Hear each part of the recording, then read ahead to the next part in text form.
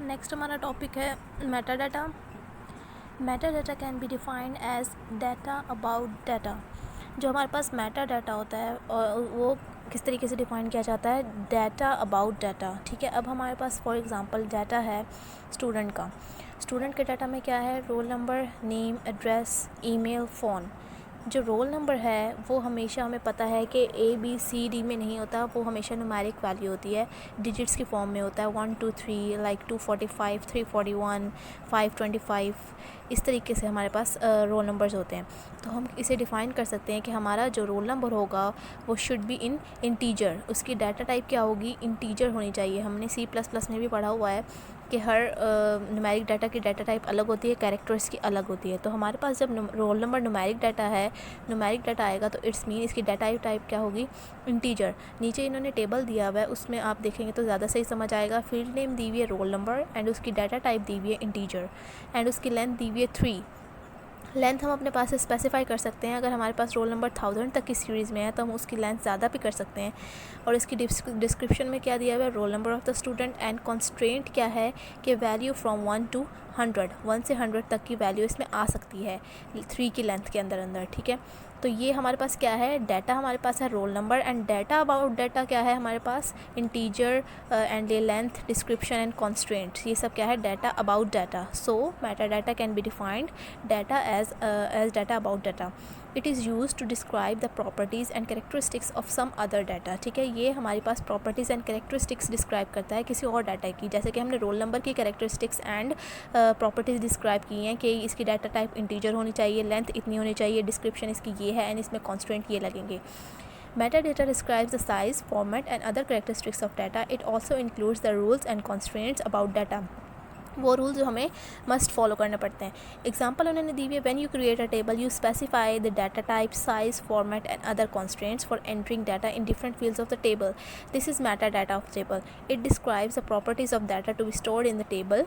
Meta data is very important to ensure the integrity of data. अब इन्होंने जो नीचे टेबल दिया हुआ है इसमें हमारे पास रोल नंबर तो हमने चेक कर लिया। नेक्स्ट है इसकी फील्ड नेम, नेम। तो नेम में हमारे पास डाटा टाइप क्या होती है, अल्फ़ाबेटिक। हमें पता है कि नेम 1 to 3 में नहीं होता, हमेशा अल्फ़ाबेटिक में होता है। अब उसकी लेंथ उन्होंने दी हुई है कि 50 लेंथ तक का नेम होना चाहिए, हो सकता है। ज़्यादा से ज़्यादा हमने लेंथ दे देते हैं कि 50 लेंथ तक का कोई भी नेम हो सकता है। हम हमेशा ज़्यादा लेंथ देते हैं ताकि किसी का अगर बड़ा नाम भी हो तो हम उसमें एडजस्ट कर सकें।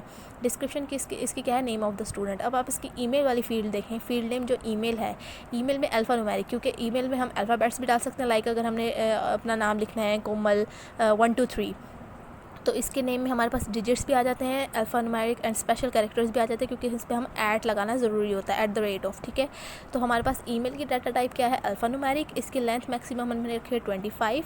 डिस्क्रिप्शन में हमने किया है कि email of the student and इस पर कॉन्स्ट्रेंट हमने रूल क्या लगाया है, मस्ट कंटेन @ एंड डॉट, क्योंकि ईमेल एड्रेस में हमेशा हम फॉलो करते हैं कि लाइक हमारे पास कोमल 1 2 3 @gmail.com, तो ऐट एंड डॉट इसमें हमने मस्ट फॉलो करना है। तो ये हमारे पास क्या होता है, डाटा अबाउट डाटा। हमने डाटा को डिफ़ाइन किया है कि किस तरीके का डाटा होगा, किस तरीके का वो डाटा स्टोर कर सकता है, वो कितनी लेंथ का होगा, क्या कॉन्स्ट्रेंट फॉलो करेगा। नेक्स्ट हमारे पास पॉइंट है, व्हाट इज़ डाटाबेस। डाटाबेस, अब हमारे पास जो हमारा मेन हमने कॉन्सेप्ट्स पढ़ना है वो किसका है, डाटाबेस का। पहले हमने डाटा पढ़ा, इन्फॉर्मेशन पढ़ा, मेटा डाटा पढ़ा, अब हम आ गए हैं डाटाबेस पे। What is database. Database is a organized collection of related data. The word organized means that data is stored in such a way that the user can store, manipulate and retrieve data easily. Organized collection means कि हम data को इस तरीके से save करें कि वो easily हम एक्सेस कर सकें, उसमें कोई डाटा इंसर्ट कर सकें, किसी भी डाटा को ईजिली एक्सेस कर सकें, रिट्रीव कर सकें, उसे चेंज कर सकें हम। The word related means that database is normally created to store data about a particular topic. Related का मतलब ये है कि अगर हम स्टूडेंट का डाटाबेस बना रहे हैं तो उसमें स्टूडेंट से रिलेटेड ही हम डाटा रखें, रिलेटेड कलेक्शन।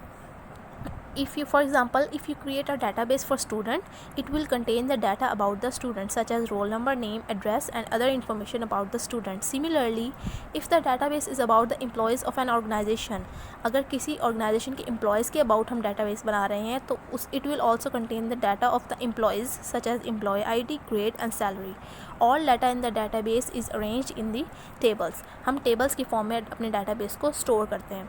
अब इसके कॉन्सेप्ट पढ़ते हैं कि डेटाबेस में क्या क्या चीज़ें होती हैं, किन चीज़ों में हम स्टोर करते हैं, like tables, rows, records, columns या फील्ड। ठीक है, what is table? Table is the fundamental object of database structure. The basic purpose of a table is to store data.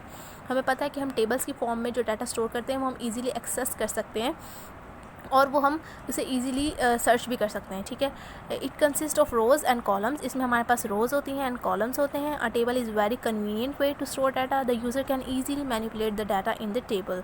अब नीचे उन्होंने टेबल की एग्जांपल दी हुई है, serial number, name, qualification, email. ठीक है, नेक्स्ट अब इस टेबल को देखते हुए हम आइडेंटिफाई करेंगे कि इसमें रोज़ एंड रिकॉर्ड क्या होती हैं एंड कॉलम्स और फील्ड क्या होती हैं।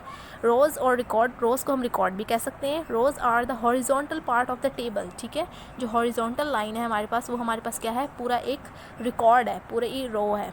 It is a collection of related fields. For example there are 3 rows in the above table.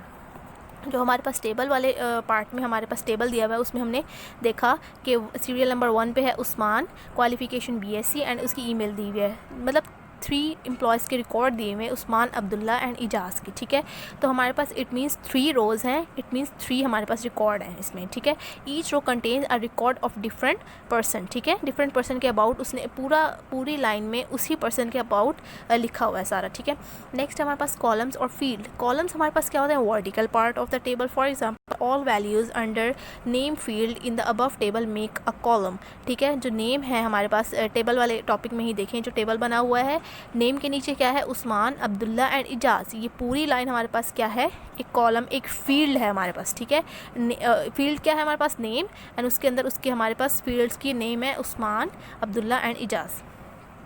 Next हमारे पास उन्होंने एग्जांपल दी हुई है। डाटाबेस की एग्जांपल क्या है, अब इसे अच्छे तरीके से समझने के लिए हम इसकी एग्जांपल्स करते हैं कि डाटाबेस किधर किधर यूज़ हो सकती है। ठीक है, लाइक हमारे पास फ़ोन डायरेक्टरी होती है। फ़ोन डायरेक्टरी में हम अब हमारे पास जो मोबाइल है उसमें हमारे पास कॉन्टैक्ट सेव होते हैं। ठीक है, A to Z एक ऑर्गेनाइज्ड वे में स्टोर होते हैं। ठीक है, हमारे पास सबसे पहले A वाले रिकॉर्ड आते हैं, A वाले कॉन्टैक्ट्स आते हैं, फिर B वाले आते हैं, फिर C वाले आते हैं, देन D वाले आते हैं। ठीक है, तो phone directory is a simple example of database. अब phone directory stores the phone numbers of different persons. You can search any phone number from the phone directory easily because all phone numbers are stored in an organized way. हम easily search कर सकते हैं। अगर हमने D से किसी का name search करना है, अगर हमने S से किसी का नेम सर्च करना है, तो हम easily सर्च कर सकते हैं।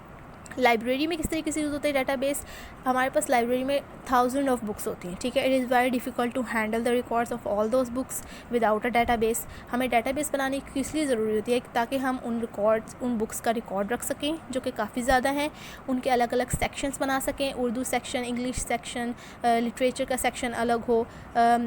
उसके अलावा हम बुक्स के रिकॉर्ड के अलावा हम लाइब्रेरी के मेम्बर्स को मैनेज कर सकें, स्टाफ को मैनेज कर सकें, और उसके अलावा बुक की इशुएंस एंड रिकवरी डेट्स को भी मेंशन कर सकें। तो ये सब रिकॉर्ड्स हम टेबल्स की फॉर्म में इजीली डाटाबेस में स्टोर कर सकते हैं और वहाँ से एक्सेस कर सकें।